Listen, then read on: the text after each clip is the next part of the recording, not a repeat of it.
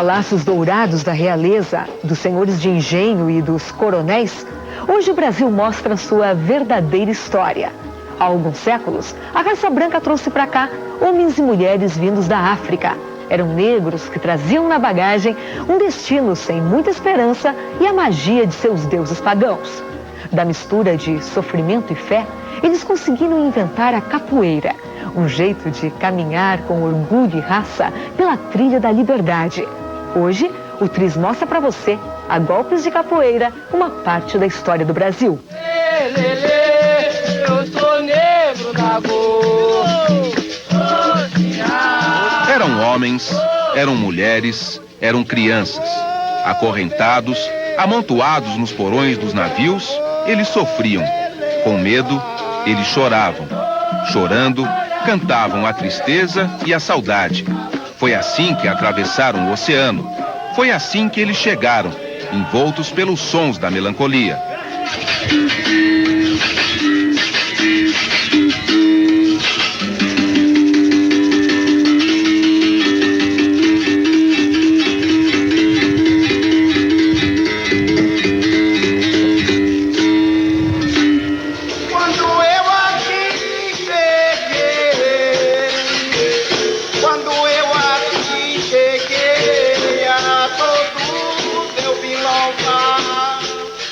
A África, mãe distante, gerou e deu seus filhos para o Brasil.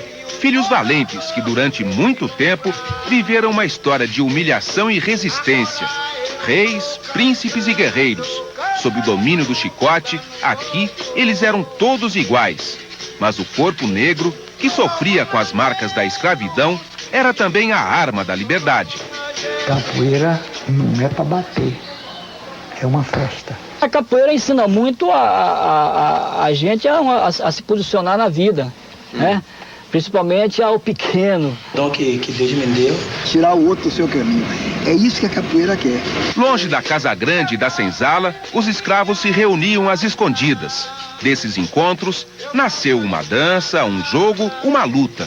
O cenário, o mato rasteiro chamado capoeira, batizou essa ginga brasileira inventada pelos filhos da África. As instituições talvez mais sólidas que os países têm não são as instituições do Estado, que essas não continuam mutação, você não pode acreditar no presidente da República. Mas você acredita na persistência, por exemplo, dos terreiros de candomblé, que estão aí há 200 para 300 anos, debaixo de todo tipo de perseguição, de repressão, e continuam. São instituições sólidas, são as instituições lúdicas, são as instituições da festa. Há realmente uma ligação fortíssima e importante entre capoeira e a religiosidade. Sem dúvida, né? Algumas pessoas até mesmo dizem que a estrutura inicial da capoeira era uma confraria religiosa, que se utilizava, né, da confraria religiosa para estimular os movimentos. O capoeirista, verdadeiro capoeirista, era mandingueiro. O que era um mandingueiro? Era aquele que tinha habilidades mágicas de se proteger contra o inimigo. Nesse caso, ele tinha a proteção dos seus movimentos e tinha também a proteção dos seus entes protetores, né? Seus orixás, seus inquis, seus odus. De modo que, para ser evidentemente um capoeirista à moda antiga, tinha que praticar a religião, né? No caso a religião afro-brasileira, tinha que ter o arsenal de proteção espiritual e tinha que ter a habilidade da proteção física. Eu queria primeiro que o senhor contasse pra gente uma história a respeito do Besouro Mangangá, que era parente do seu pai, isso? Ele era primo de meu pai, mas o Besouro, eu não sabia a história diretamente dele, porque eu sabia Juvencio, que morou mais ele numa fazenda lá no Rio Fundo, e ele montava animal brabo, e um dia ele tomando uns pau, né, entrou dentro do mercado montado num cavalo brabo.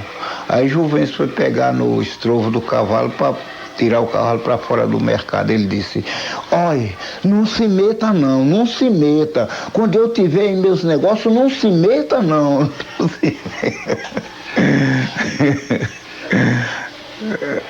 O Besouro era um valentão? Era. E o irmão dele me contou porque o irmão dele me contou, quando eu fui lá na casa dele, ele me contou que um dia a polícia foi lá atrás dele. E ele veio subindo, acho que foi do mercado, não sei de onde foi que ele veio subindo, e a polícia atrás dele. Lá tinha um morro assim, que tinha um cruzeiro. E ele subiu o morro, sentou lá no pé da cruz, assim, com a cabeça dentro das pernas. E a polícia veio, e aí fizeram fogo, atiraram, quando terminaram de atirar, saíram, foram embora, e ele levantou, desceu o morro, foi para casa. O que é isso? Corpo fechado? É. Na viagem histórica e pitoresca que fizeram pelo Brasil na primeira metade do século XIX, o alemão Rugendas e o francês Debré registraram as primeiras imagens da capoeira. Os desenhos até parecem revelar uma brincadeira, uma vadiação entre escravos. Na verdade, eles escondem um estilo de vida que iria tomar conta da capital do Império. Quando havia as eleições, elas se resolviam na briga, na pernada, na cabeçada, na capoeiragem. E os grupos de capoeira dominavam as eleições na cidade do Rio, no segundo reinado, e dominavam assim grande parte da vida política nessas áreas aqui. E a mando de quem esses grupos atuavam nas eleições, por exemplo? A mando dos partidos. Muitos deles vieram como heróis da Guerra do Paraguai, né? E depois da guerra, eles foram aliciados como capangas eleitorais, principalmente o Partido Conservador. Pode parecer engraçado isso, capoeiras, ex-escravos do Partido Conservador, mas foi o Partido Conservador que fez grande parte da campanha política contra a escravidão. Lei do ventre livre, a própria lei da abolição, né? Então eles participavam do Partido Conservador. Só que o Partido Conservador era o partido mais poderoso da época, do PFL da época. Então esses capoeiras queriam também ter o quê? Ter acesso também às benesses políticas. Eles eram malandros, eles queriam cultivar, logicamente, os favores dos políticos conservadores, que até hoje dominam o Brasil, né? Não eram ingênuos, né? É daí que nascem as maltas? As maltas nascem um pouco antes, né? Esse termo malta quer dizer o seguinte, grupo, ele quer dizer grupo de arruaceiros, né? As maltas, elas nascem lá na época da independência, mas na época da Guerra do Paraguai estavam já formadas. Cada bairro, cada freguesia tinha a sua malta, né? E havia uma federação de maltas. Haviam dois grandes grupos que reuniam as diversas maltas, que eram os Nagoas e Guaiamus. Os Guaiamus dominavam o centro da cidade, a área mais antiga, ali onde é hoje o Paço Imperial, aquela região ali. Os Guaiamus, eles eram ligados aos crioulos, aos escravos nascidos no Brasil, né? E havia os Nagoas, que dominavam a área em torno. Nagoa vem de Nagô, é uma tradição africana, né? E esses Nagoas, muitos deles, vieram da Bahia. Quer dizer, a tradição baiana, ela já está no começo da capoeira carioca.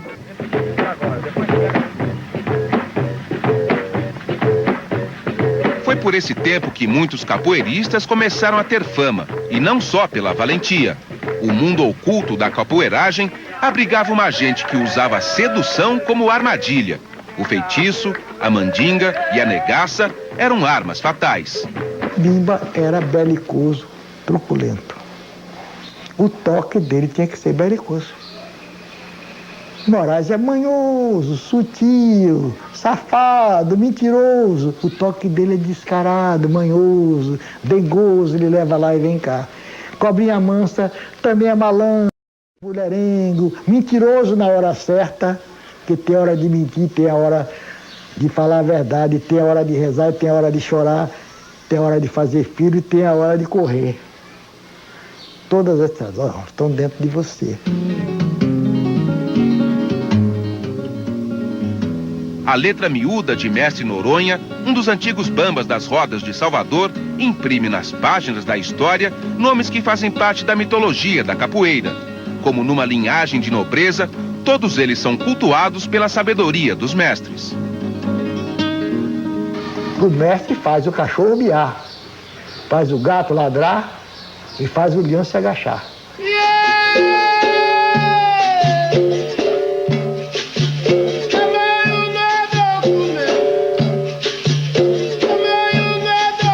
Os velhos mestres foram formados pela vida, na rua, na ginga e na raça.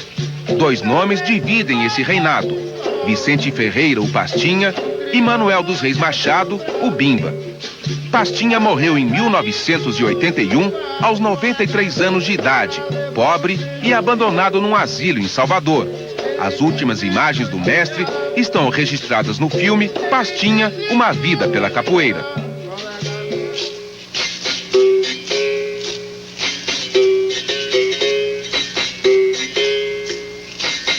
E maior é Deus, e maior é Deus, pequeno sou eu. O que eu tenho foi Deus que me deu, o que eu tenho foi Deus que me deu. Na roda da capoeira, grande e pequeno sou eu. Eu me chamo Vicente Ferreira Pastinha. Eu nasci pra capoeira, sou dessa capoeira. Eu amo o jogo da capoeira. E não há outra coisa melhor na minha vida, no resto da minha vida, que seja capoeira. Procure o mestre Pastinha, ele é o professor. E viva meu mestre, viva meu mestre. A minha vida de criança foi um pouquinho amarga.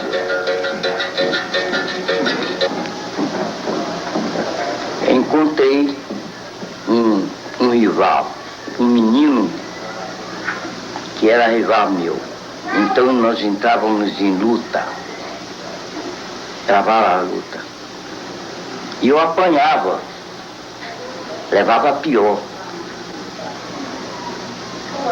E na janela de uma casa tinha um africano apreciando a minha luta com esse menino. Então, quando eu acabava de brigar, que eu passava, o velho me chamava: meu filho, vem cá. Eu cheguei na janela, ele então me disse: você não pode brigar com aquele menino. Aquele menino é mais ativo do que você. Aquele menino é malandro. E você não pode brigar com aquele menino. Você quer brigar com o menino na raça, mas não pode. O tempo que você vai para casa empinar raia, você vem aqui para me ocasionar. Então, aceitei o convite do velho e aí pegava me ensinar capoeira. E ginga para aqui, ginga para lá, ginga para aqui, ginga para lá e cai, levanta. Quando ele viu que eu já estava em condições para corresponder ao menino, ele diz: você já pode brigar com o menino. Então saí. Quando eu vinha, a mãe dele via que eu ia passar, gritava: Norato, vê seu camarada. Menino puca.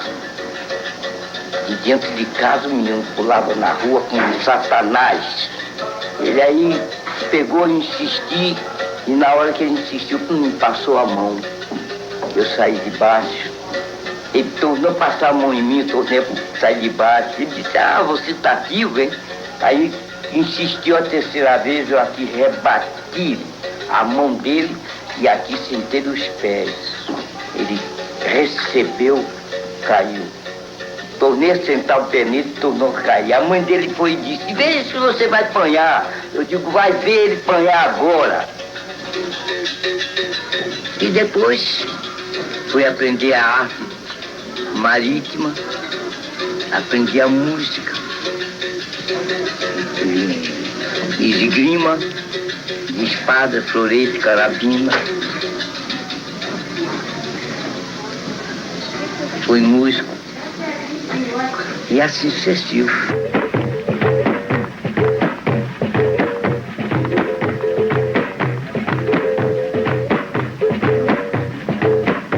Em 1974, a capoeira já tinha perdido outro grande mestre, Bimba morreu triste, longe de Salvador. Mesmo com sua morte, Mestre Bimba continua a ser rei. Bimba, para mim e para todos que tiveram a felicidade de conviver com ele, é incomparável, insubstituível e indefinível.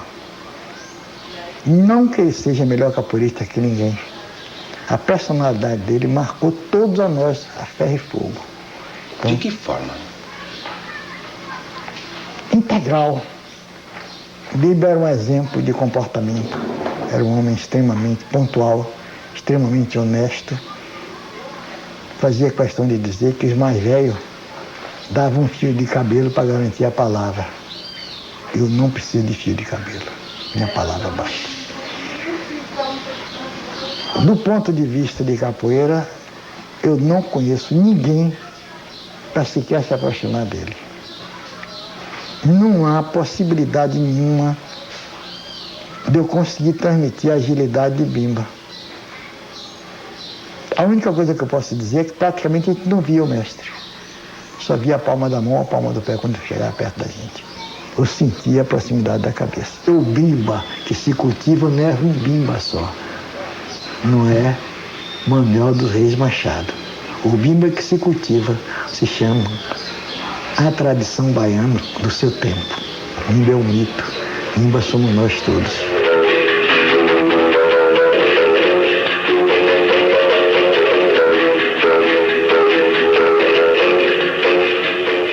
Bimba e Pastinha. 2 nomes, 2 lendas, 2 mestres. A herança deixada por eles se espalha pela Bahia, pelo Brasil e pela história. São lições que esses 2 pequenos amigos pretendem levar ao pé da letra. Eu já ficava plantando bananeira na parede dos outros. Você sabe fazer isso, Raul? Eu sei. Aí fazia. Aí não conseguia. Aí eu peguei, fiz. Aí eu ensinei, ele começou a aprender. Aí ele veio, a irmã dele disse que aqui tinha uma capoeira. A irmã pegou e falou assim que aqui tinha uma capoeira que era de graça, que era muito boa. Aí pegou minha irmã, viu tudo pra mim, eu cheguei e vim aqui. Aí trouxe ele pra ele se matricular. Falei pra ele que era legal a capoeira pra ele entrar junto comigo, que a gente vai e volta junto. Hoje ele só jogou uma vez. E você? Um bocado, todas. Porque eu gosto. Aí eu não posso ficar sem perder a capoeira. Na hora que você está na roda jogando, você só fica pensando assim, só vou sair daqui quando eu virar mestre, só vou sair daqui quando eu virar mestre. Quando eu ficar grande, receber o cordão. Meu pai trabalhou tanto, mas nunca pude ricar.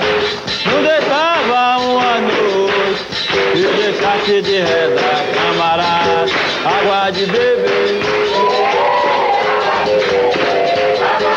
Ei, Aruandê, olha do lado do céu. No próximo bloco, você vai conhecer a Angola e a regional, estilos que fazem da capoeira uma verdadeira arte.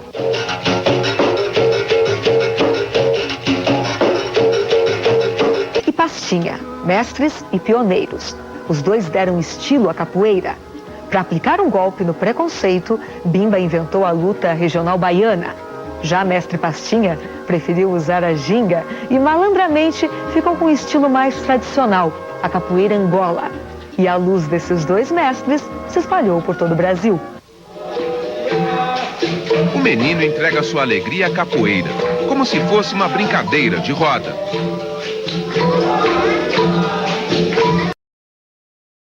Nessa academia, no Vale das Pedrinhas, em Salvador, as crianças se reúnem não só para jogar.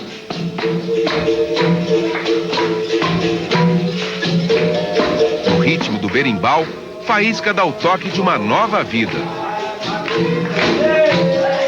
Como é que nasceu isso de trabalhar com crianças?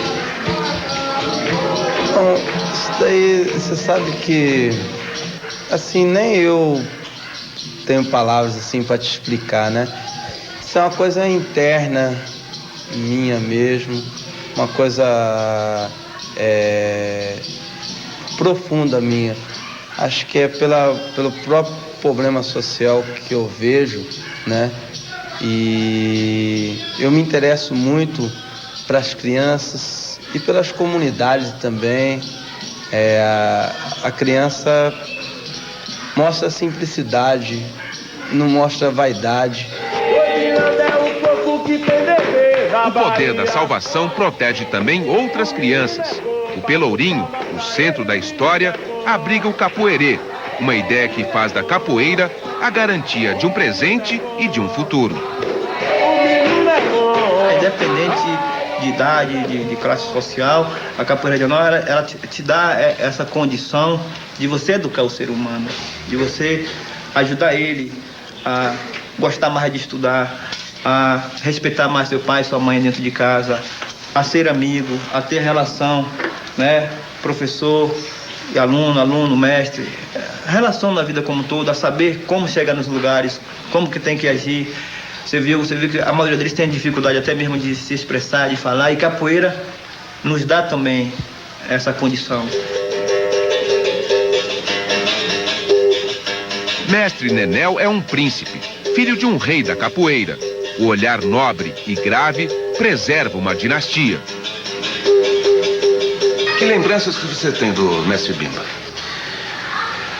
Na verdade, não é nem lembrança, né? Porque a gente não tem como esquecer. Afinal de contas, foi o homem que me fez, né? Me fez como homem, me fez como pessoa, me deu caráter, me deu toda a riqueza que eu tenho hoje, vinda dele.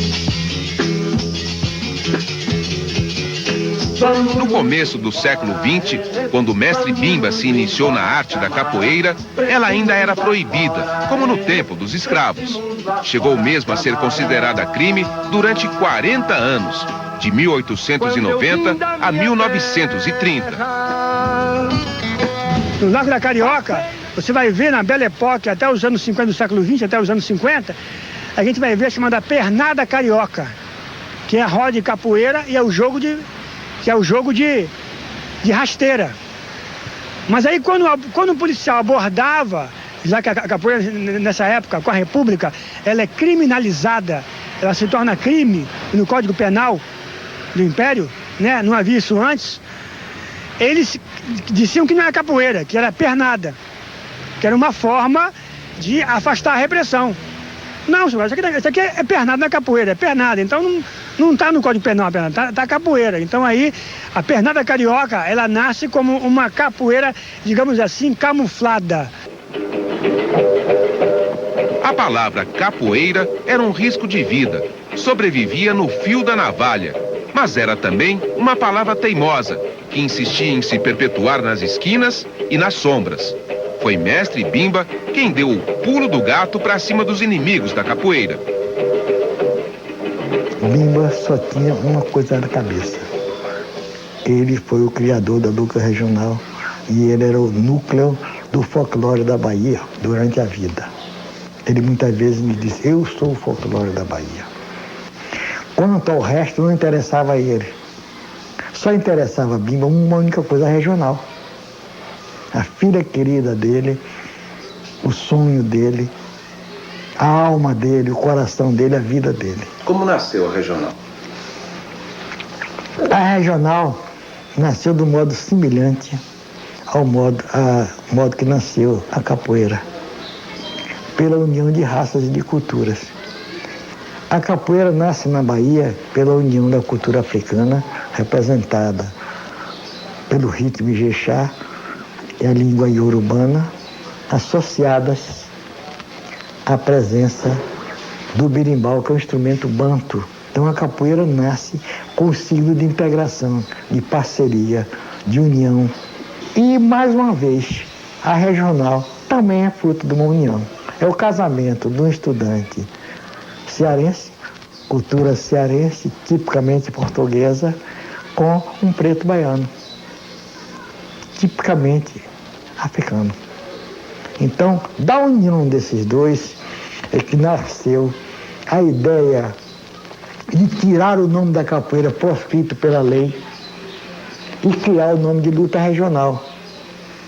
E criar realmente uma luta brasileira fundamentada na capoeira. A capoeira do mestre Bimba contribuiu muito para que a capoeira chegasse a ser um desporto, né, oficializado como esporte. Por quê? Primeiro, lá dentro da Academia do Mestre Bimba foi feito laboratório, o Dr. Decânio fez uns regulamentos a pedido da Confederação Brasileira de Pugilismo, que antigamente é quem tinha capoeira sob os seus. E ele fez esse regulamento e enviou para lá e foi treinado lá dentro da Academia do Mestre Bimba. E por ser uma capoeira mais plástica, a capoeira do Mestre Bimba era uma capoeira mais plástica, com golpes definidos, ela se prestou mais para esporte, se presta mais para esporte. E influenciou muito. E essa capoeira que oficializaram como esporte realmente é a capoeira regional, porque são os golpes dados com definição, golpes que tem que ser aplicados, você tem que ver o resultado, e não são golpes só mostrados. Bimba e seu estilo regional formaram muitos discípulos. Um deles segue com fidelidade a linha criada pelo mestre em 1932.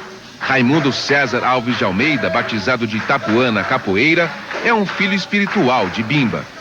A voz do mestre Itapuã e a habilidade de seus alunos mostram a cartilha da capoeira regional. Essa é a sequência de ensino do mestre Bimba. É um método que ele criou para que se aprenda capoeira facilmente. Então, é uma simulação de jogo.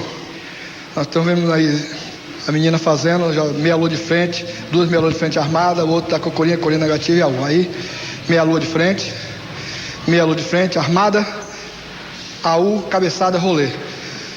Essa sequência de ensino vai favorecer que o aluno desenvolva o jogo dele mais rápido. Por quê? Porque nessa sequência entra apenas 17 golpes da capoeira. São os 17 golpes que entram normalmente num jogo de capoeira. Por isso que quando se sabia essa sequência já de cor, o mestre Bimba batizava o aluno dele, quer dizer, colocava o aluno dele em jogo. Porque ele já sabia todos os golpes necessários para jogar a capoeira. Não lutar, mas para jogar. A capoeira mudou com o mestre Bimba. Quem olha, vê um jogo duro e rápido.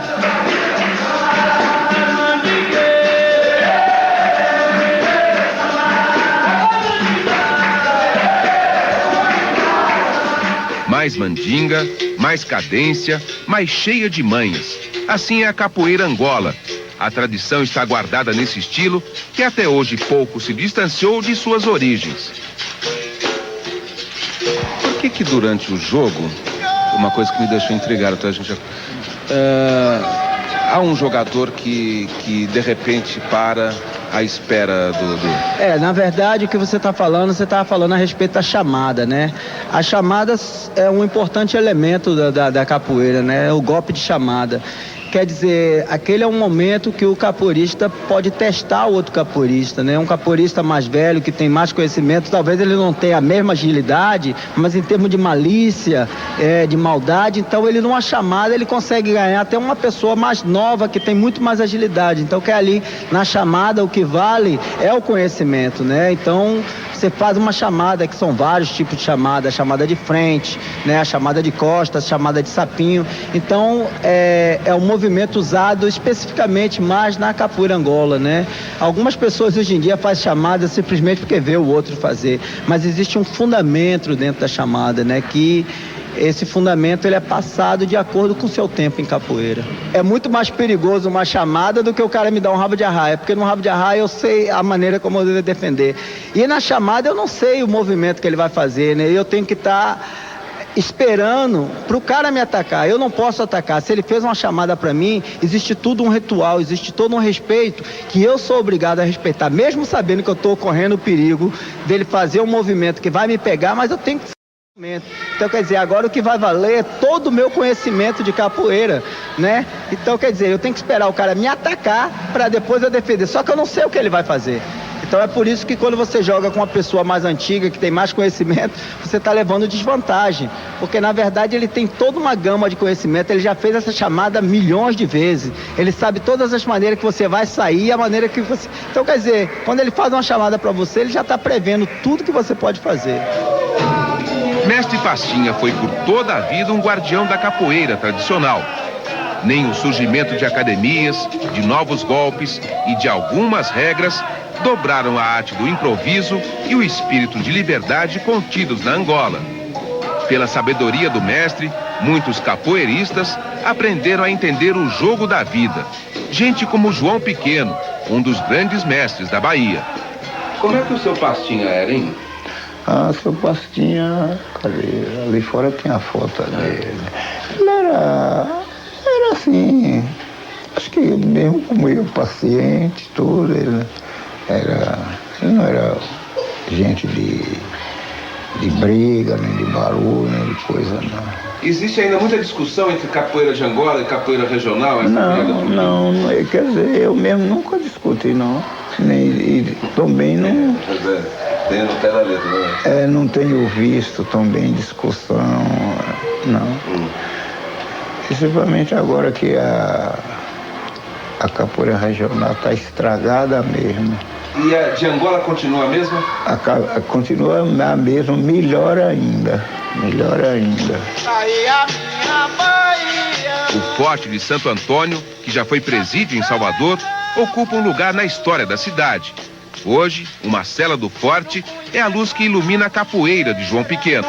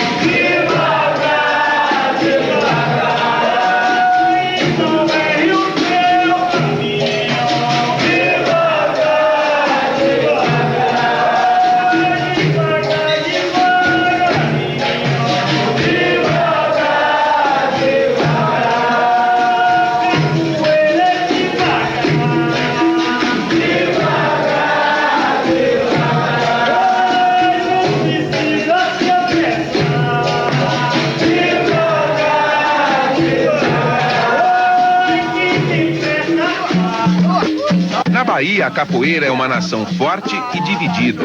Angoleiros e regionais disputam o domínio nessa luta de estilos. No Rio de Janeiro, porém, as duas linhas se juntaram num só corpo.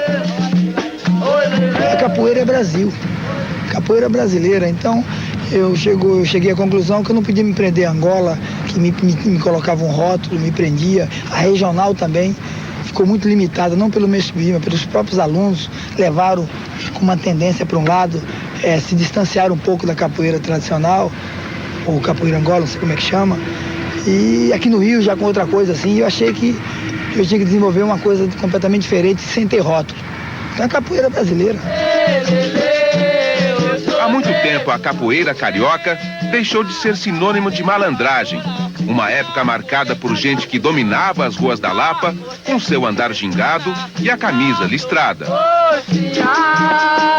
Só no século XX é que você vai ter uma tradição assim mais, digamos assim, lírica, boêmia, quando aquela área do centro da cidade é demolida por Pereira Passos, né? E se transfere para cá a boemia. Quando a elite passa a frequentar a Lapa, a partir da República Velha, a partir da Belle Époque, esses homens começam a vir para cá para serem guarda-costas dessa elite, para guardar esses cabarés, você entendeu?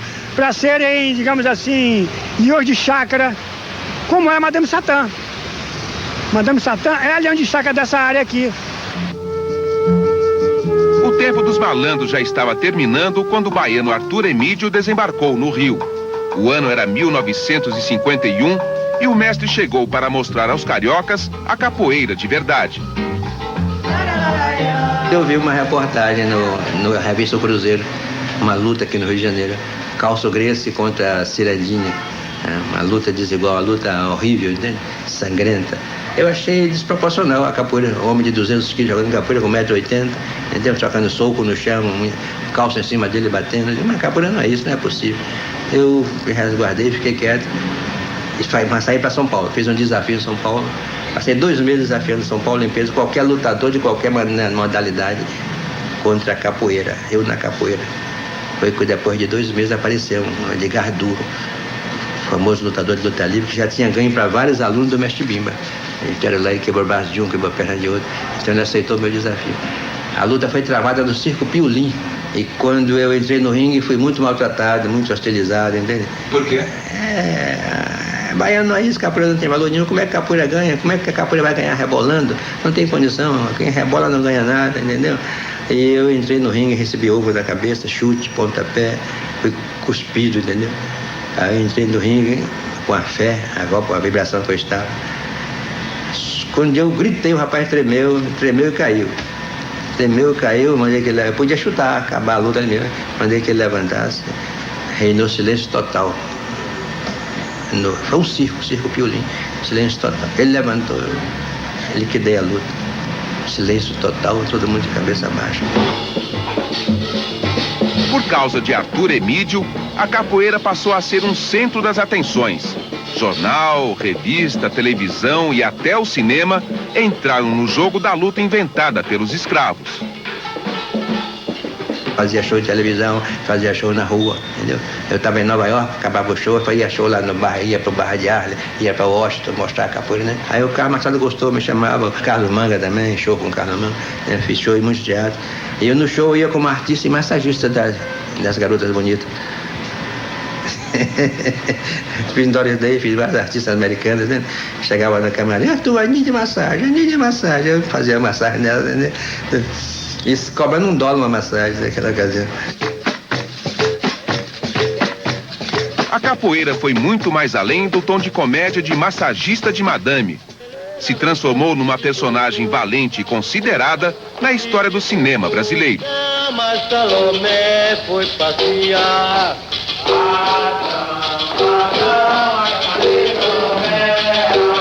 Lá, lá, lá, lá. Lá, lá, lá, lá. Um pedaço de arame, uma cabaça e uma beriba. Daqui a pouco, os sons que enfeitiçam a capoeira. Verdadeiro mestre. Sem o som do berimbau, não existiria a coragem que corre no sangue da raça negra. Só o berimbau foi capaz de transformar toda a história de um povo oprimido em alegria. E até hoje, a música do berimbau guarda o sonho de Zumbi na dança da liberdade. Fora das telas do cinema, a capoeira levada ao Rio de Janeiro por Arthur Emídio avançou pela cidade. O mestre baiano criou a primeira academia carioca em 1955, no distante bairro de Bom Sucesso. Mas logo, o jogo se mudou do subúrbio para a Zona Sul e os jovens da classe média entraram na roda. Quando chegou em 1970, nós aqui no Rio, que éramos garotões de 23 anos, a gente tinha mais aluno, mais dinheiro, mais status a nível nacional do que os grandes mestres da Bahia. E o Grupo Senzala apareceu nesse momento.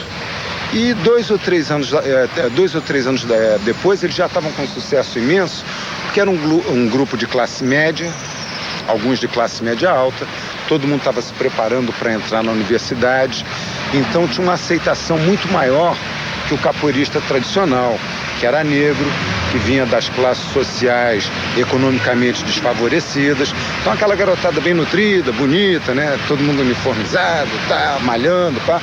Tinha uma aceitação muito grande por parte da sociedade, por parte da mídia. O Senzala ultrapassou os limites da academia e virou um movimento que resistiu e se fixou no tempo.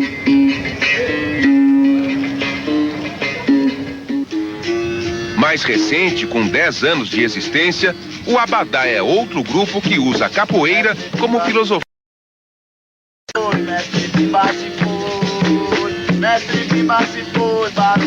O Abadá foi criado por Mestre Camisa, um baiano que aprendeu as lições de Mestre Bimba. Chegou no Rio de Janeiro com 16 anos e sozinho.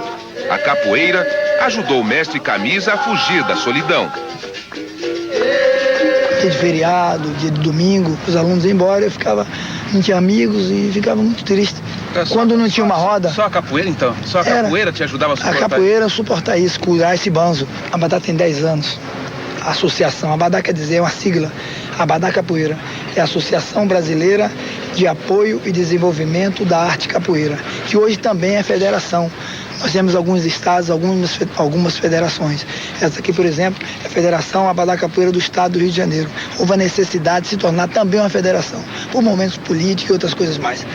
mas o carro-chefe mesmo é a Abadá Capoeira, é a associação. Ela é uma entidade que hoje está em todos os estados brasileiros, em 22 países. Temos mais ou menos 30 mil associados de todas as classes sociais. São Paulo entrou para a história da capoeira há 50 anos. Esdras Magalhães dos Santos, o mestre Damião, recorda aqueles tempos em que a cidade se encantou com a novidade vinda da Bahia. Uma época muito boa, eu me sinto gratificado. O meu ideal era esse, era que a capoeira graçasse entre os paulistas, quer dizer, se São Paulo assimilar, o resto do Brasil, exceção feita a Bahia, né? Quer dizer, o resto do Brasil também irá assimilar. E foi o que ocorreu, São Paulo, Rio, Minas Gerais, entendeu? E foi por aí afora, Goiás, hoje o Brasil inteiro. Nos ringues de luta livre, mestre Damião e seus amigos plantaram a semente, mas ela só começou a vingar quando novos baianos vieram para São Paulo. Nos anos 60, a capoeira passou a dar frutos paulistas. Nós resolvemos abrir, eu e Suassuna como sócio, fundamos a primeira academia, que foi na Avenida Angélica, e depois passamos para a Rua das Palmeiras. Que estilo que vocês trouxeram para São Paulo? Angola ou regional? Veja bem, eu não tinha um estilo assim definido. Eu sempre aprendi isso com Canjiquinha, jogar capoeira, certo? O berimbau toca, é Angola, um toque mais lento, então você vai lá e representa o toque, você joga de acordo com o toque. Eu dizia, a capoeira é como um salão de baile, tá? Você chega no salão de baile, a música que toca, você vai dançar. A gente fazia roda aí, com chuva, debaixo de viaduto, a polícia discriminava, a sociedade não aceitava muito aquela coisa. Porque não era a vez da capoeira, né? E tinha o preconceito ainda da capoeira com relação à capoeira, ao candomblé, uma ligação entre capoeira, candomblé e negro, né? Então tinha essa... Tanto é que eu procurei muito nas universidades, a gente ia muito conversar lá, o pessoal só faltava expulsar. Na USP eu fui várias vezes. Para ganhar a cidade, você teve um pulo do gato aí? Esse pulo do gato foi uma coisa que veio acontecendo. Não foi bem uma armação de um pulo de gato. Porque o pulo do gato que a gente chama na capoeira é a surpresa do movimento. Muita gente chama que o pulo do gato da capoeira é o salto mortal. É a surpresa de dar o salto, não é? De pular na hora certa, dar o bote na hora certa. Nós abrimos a academia e armei um esquema de uma briga, porque eu era muito magrinho, eu pesava 52 quilos. E o Brasília pesava já um peso de um atleta, porque ele é bem maior e todo musculoso. Eu digo, olha, Brasília, você vai por aqui, na Rio Branco, na Angélica, e eu vou entregar folhetos ali em frente o colégio ali, o Santa Cruz, Oswaldo Cruz. Depois, quando eu estiver entregando folheto, você aparece para tirar uma com a minha cara, eu lhe dou umas quedas lá, lhe dou umas rasteiras, umas bênçãos. Aí o Brasília era um artista nessa parte. Ele veio, recebeu o folheto, tirou uma... Aí nós discutimos, né? Aí os estudantes fecharam. Aí ele já veio pra cima, que ele disse que era capoeirista, aí eu dei umas rasteiras nele, umas cabeçadas, dei um suicídio, um salto que eu costumo muito dar, que tá até ali, no peito dele. Ele caía pra lá, o pessoal, aquela euforia toda. Aí, pô, ele saiu correndo, eu saí correndo atrás, aquele monte de estudante correndo atrás na Praça Marechal, e ele vinha de novo, foi aquela brigada lá. Aí eu sumi um dia, né? Porque deu até polícia o negócio ali procurando a gente. Aí no outro dia foi beleza, começou a chegar um lá meio desconfiado, com medo. Então o pessoal tinha muito medo da capoeira, né? E a gente ia receber na porta. Ficava lá na porta, oi, tudo bem? Ah, o senhor é você? Eu digo, assim, entra aí e tal.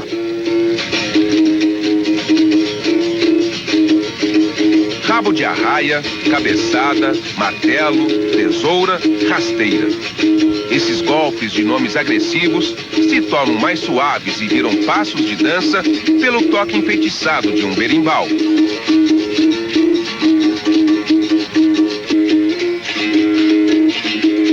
está na roda, joga com o espírito dominado por esse som. O berimbau desenha o jogo, diminui e aumenta o ritmo dos movimentos, cria sensações. Isso aqui dá uma irritação em qualquer pessoa.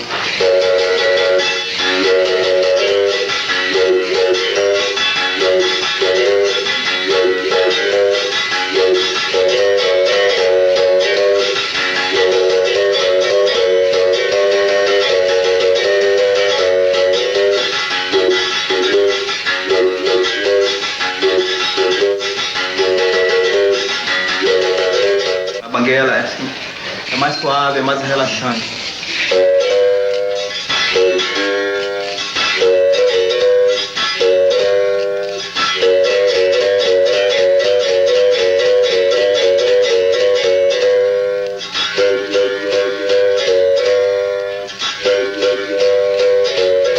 Já a Iuna é que dá a melancolia, um pouquinho de tristeza também.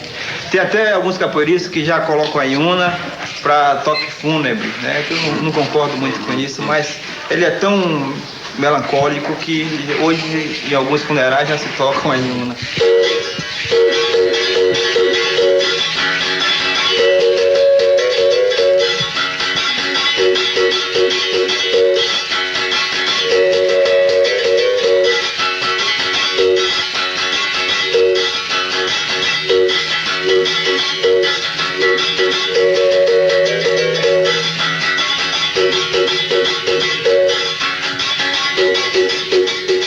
A partir que você está dentro do ritual, aí acaba a consciência do ser. Você pode estar jogando com sua irmã, com sua mulher, com sua mãe, com seu melhor amigo, mas ali na roda ali são dois capoeiristas, ou talvez até mesmo um. Você sintoniza naquilo, você esquece quem você é naquele momento.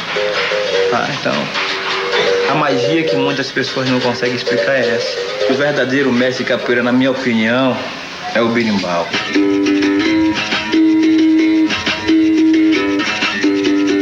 Eleito com títulos de nobreza, sagrado por ter o poder de entrar no sangue do capoeirista, o berimbau já foi um instrumento mais modesto. O berimbau que a gente tem hoje, né, com a cabaça, na verdade, ele era tocado de uma outra maneira, né? O berimbau era tocado só o arco e a boca é que fazia o papel da cabaça. Então era tocado isso, ó.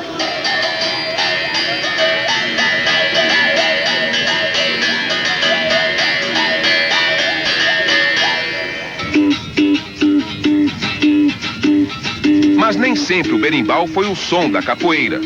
Essa ilustração do francês Debré mostra um tocador atraindo fregueses para a vendedora de quitutes em pleno Rio de Janeiro do século XIX. O berimbau é incorporado posteriormente ao movimento da capoeira, quando ele já ganha o espaço urbano. Ali já é o exercício dos movimentos, que tem que ser feito num certo silêncio, uma certa preservação de sigilo, para que a repressão não venha até eles. Mais tarde, o berimbau é incorporado também como elemento de apoio aos movimentos, mas, acima de tudo, como elemento de aviso, de código, de chegada de polícia, de repressão, etc. O capoeirista, né, segundo os mais antigos, ficava um numa esquina, né, esperando. Quando a cavalaria chegava, ele...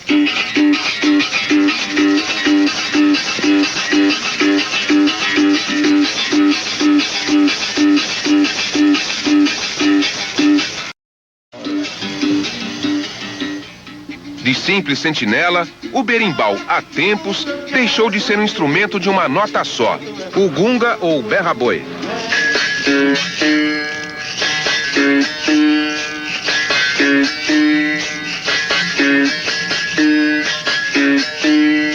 O médio.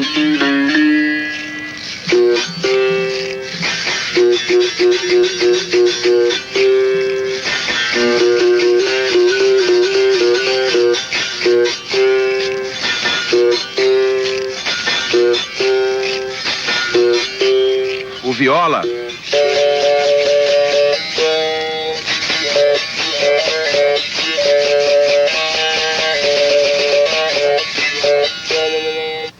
Fica os três juntos. Então, no toque de Angola, pode puxar.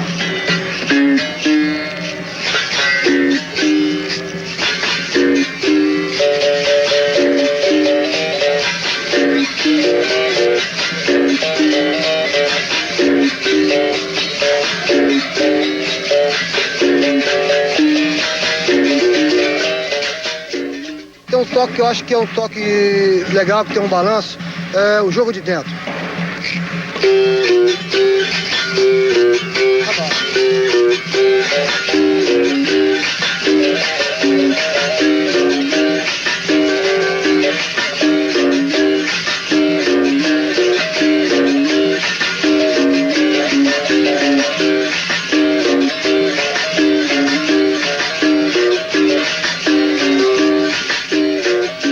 Regional.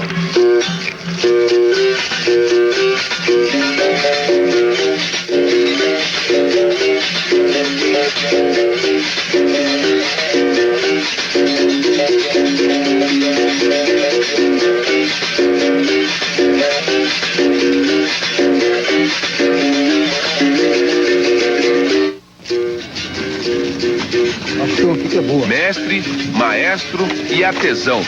Peixinho se embrenha na mata para uma viagem em busca do som.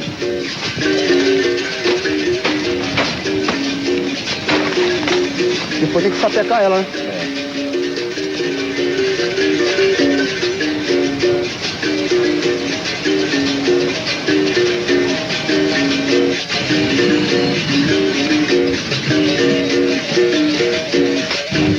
Depois ela seca, né? Esses 7 a 10 dias, ela sempre fica com uma pelezinha que não dá um bom acabamento, ó. Então a gente quebra uma garrafa para poder tirar isso daí.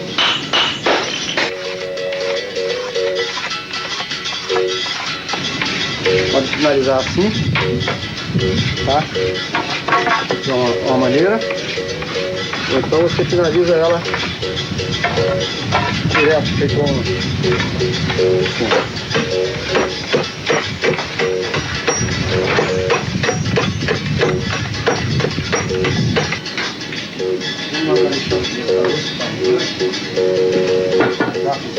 acabamento, né?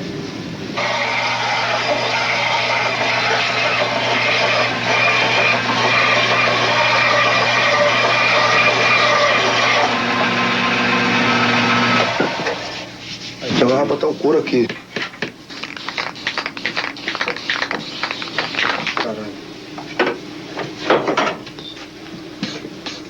Melhor arame é o de pneu.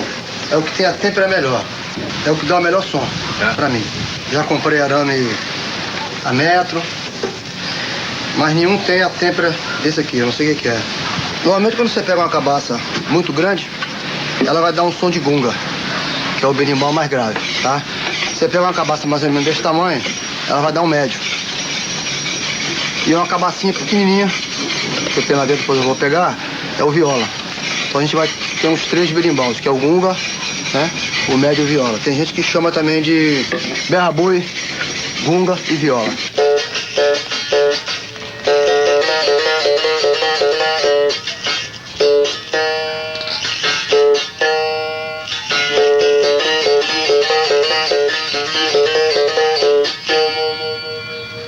Ficou bom, né?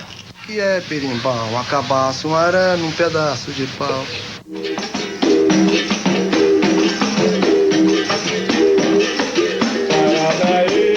O som do berimbau entrou na roda da fama quando encontrou seu parceiro ideal. No compasso de uma meia-lua bem executada, Mestre Genaro compôs a música mais famosa da capoeira. Essa música foi composta numa réplica e também, ao mesmo tempo, em homenagem ao mestre Paraná, o senhor Oswaldo Lisboa, que nós o chamávamos de Zóio de Grilo, que ele tinha um estrabismo convergente. Então o pessoal chamava ele de Olho de Grilo. O apelido dele Paraná, Paraná, Paraná. Então ele faltou uma vez à academia, porque a academia do Arthur era composta de 3 elementos no ritmo. Eram 3 birimbaus, um pandeiro. Era eu, Oswaldo Lisboa e o Robson. E ele faltou. Então eu fiz essa música em homenagem ao Paraná, né? Porque o pessoal talvez pensasse que eu não desse conta do recado na época, que ele era famoso, né? E tudo que era lugar, para mim, foi o maior berimbau que eu já vi, tanto no Rio como em Salvador, era o Paraná. Oswaldo Lisboa. Paranaê, Paranaê, Paranaê, Paranaê, Paraná, Paranaê, Paraná, Paranaê, Paranaê, Paraná. Vou-me embora, Paraná, como já disse que vou, Paraná. A história foi contada e cantada por mestres, discípulos e historiadores. Talvez a versão mais bonita seja a criada por dois gênios do Brasil. Um, com seu coração de poeta, deu cor e alma à palavra escrita. O outro, com seus dedos ágeis, construiu o acorde perfeito da emoção. Na música Berimbau, Baden e Vinícius jogam a capoeira dos escravos, dos malandros e dos homens de palavra. Quando eu vi o berimbau, eu fiquei alucinado, eu achei uma coisa maravilhosa. Porque eu vi o berimbau na Maralina, aí na praia de Maralina, assim, 9 horas da noite, quer dizer, quase na praia mesmo, escuro. Era uma luta de capoeira importantíssima. Eu acho que era a Vera, entendeu? Porque tinha dois caras que estavam brigando para valer. E eu fiquei vidrado com aquilo, porque o toque e o balé e todo aquele barulho do mar noturno. E eu voltei e falei, Vinícius, eu vi uma coisa incrível que eu nunca vi, o balé do berimbau e tal, não sei o que, eu falei para ele, assim, eu vou fazer uma composição sobre isso e tal. E peguei o toque do berimbau, que era aquele negócio, eu peguei, assimilei o som do berimbau no violão e tal, e fiz uma melodia linda, lembrando aquele noturno, cais, assim, bem da Bahia, lembrando aquela imagem, porque a música tem que ter uma imagem forte. Se a música não tiver imagem, é coisa sobre nada. Então, e daí, quando eu fiz o toque do berimbau, eu lembrei o berimbau e o tema foi porque eu falei com o Vinícius que nesse dia tinha uma roda de capoeira, que eu via uma roda de capoeira, e se julgava moeda, às vezes, o capoeirista pegar a moeda com a boca. Eles não podem colocar a mão no chão, né? Eles fazem tudo menos colocar a mão no chão. Então era desse dia. Então eles pegam a moeda ou o dinheiro, sei lá, sem colocar a mão no chão. E às vezes disputam uma mulher. Às vezes disputam um grande amor. E às vezes sai morte. Que a capoeira é uma briga de morte. Foi ele que escreveu ali. Capoeira me mandou dizer que já chegou para lutar. Berimbau me convocou, vai ter briga de amor. Tristeza, camará. Porque na capoeira todo mundo se trata de camará, né? Porque é camarada e tal. E eu tive a sorte de fazer essa música com o Vinícius, com esse tema, que saiu um tema muito bonito. E nós colocamos no lugar do toque do berimbau, nós falamos berimbau, berimbau, berimbau, berimbau. Quando o senhor mostrou a música do berimbau pro Vinícius, qual foi a reação dele? Não demorou muito tempo. A gente fez isso, eu mostrei, nós ficamos uma noite assim, batendo papo. Quando ele sentou na máquina, ele já estava com a letra na coisa. Nossa! Me lembro até quando a gente comentava assim, primeiro são provérbios, feito a capoeira, que é uma advertência, né? Ela falando, olha, você tenha cuidado, você não... Que a música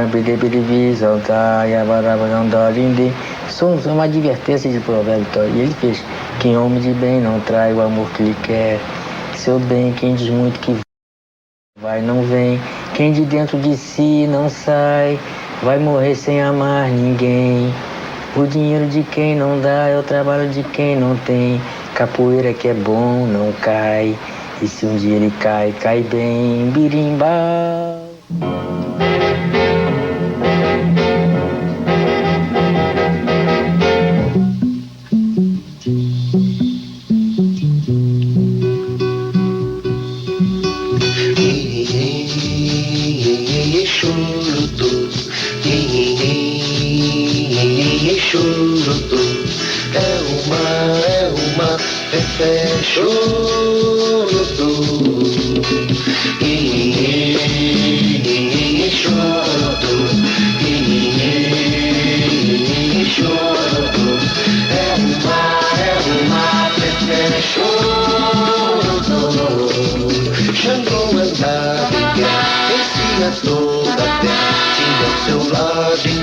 Pra me ajudar, Oxum era a saía. Na mão direita tinha o seu espelho onde vivia se mirar.